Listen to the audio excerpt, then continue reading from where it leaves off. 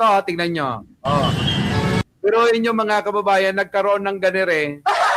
Sabi dito, flex naman natin. Oo, meron namang bus pala eh.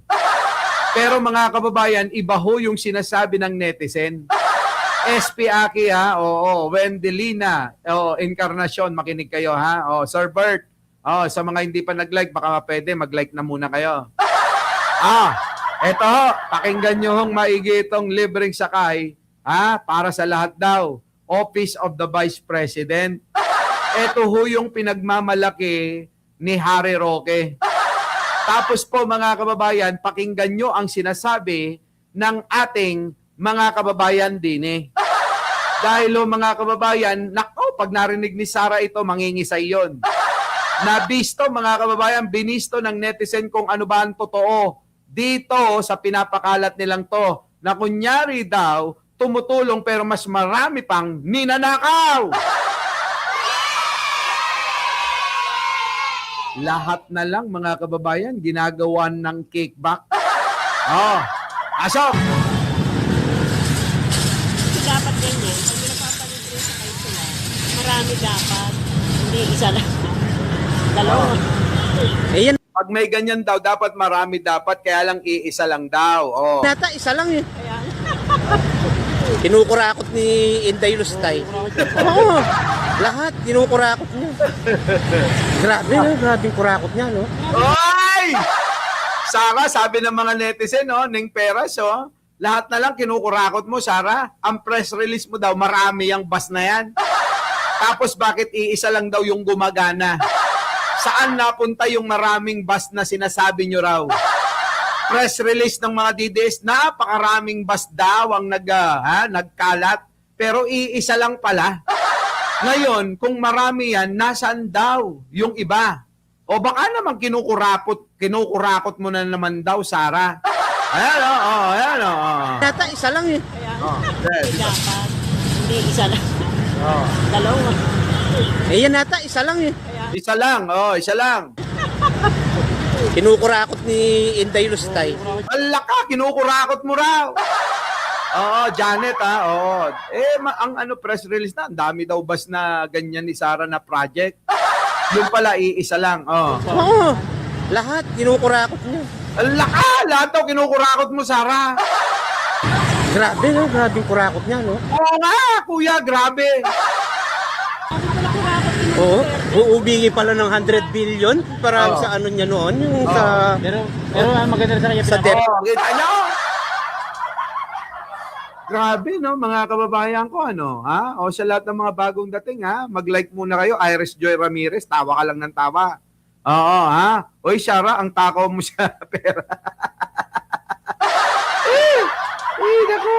Wala lang naniniwala sa kanila. Oo, bakit tukan yung mga kababayan, Eto, tingnan nyo. Mga kababayan ko, Bisaya na to, paki-translate na lang, Mga Bisaya, ayaw na kay Sara, nagagalit na eh.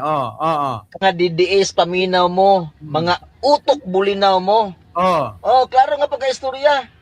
Tanawa, mato ninyo, grabe ng krimen sa panahon ni BBM karon.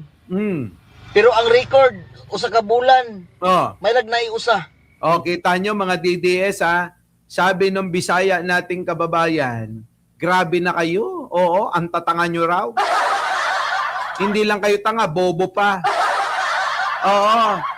Tapos sinasabi nyo na maganda yung sistema ni Digong. Sabi ni Kuya. Pero yung mga namamatay sa panahon ni Pangulong Bongbong, sa loob daw ng isang buwan, swerte nang mayroong isa. Pero ano yung Kuya? Ulitin mo. Ipatay. Kaya ang nagpatay pag yun, Pakinggan nyo mga Bisaya! Si Kuya, kababayan nating Bisaya. kamong mga DDS paminaw mo, mga utok bulinaw mo. Nako! Klaro nga pagka-istorya. Tanawa, mato ninyo, grabe ng krimen sa panahon ni BBM karon. Pero ang record, usa ka bulan, may lagnay usa. Nagipatay. Kaya ang nagpatay pag yun, wala nagtarong diri sa pangisip. Minus daot nagutok ang nagpatay. Pero sa panahon ni Digong, paminaw mo mga DDS, sa panahon ni Digong, Makinig daw kayo, makinig kayo.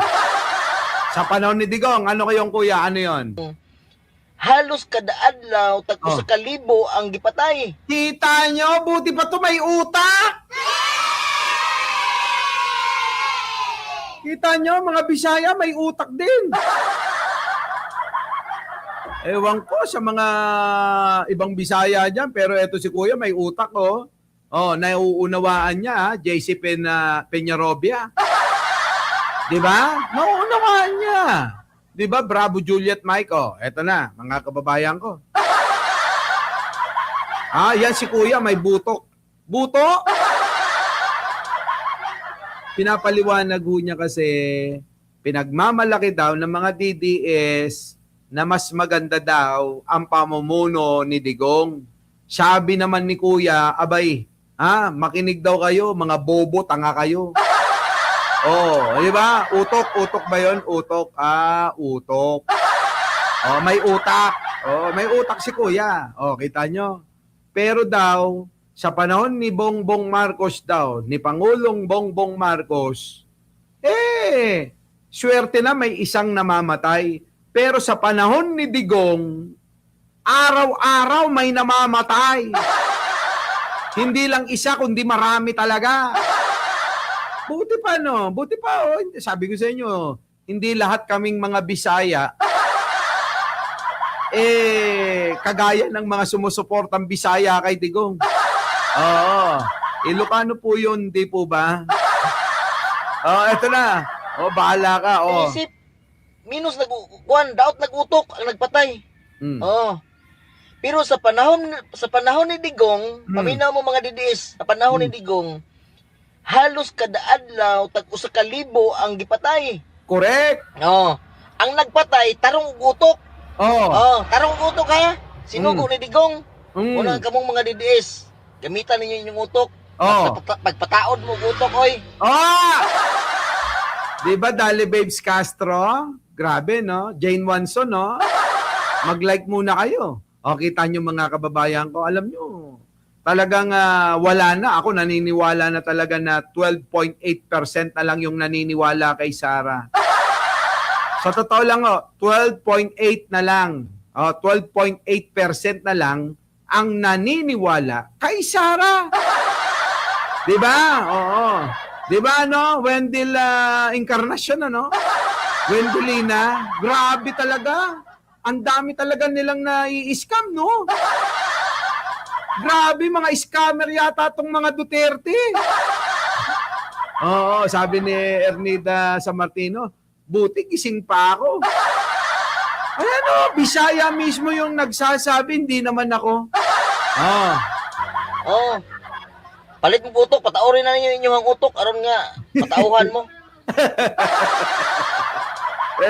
Ano daw sabi? Oy, pakitranslate yan, di ko naintindihan.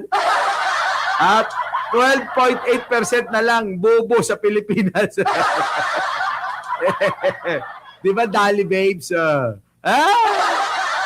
Sabi ni Josephine Paramelo, sabi niya, Mike, kayong mga dides, magpalagay kayo ng ibang utak.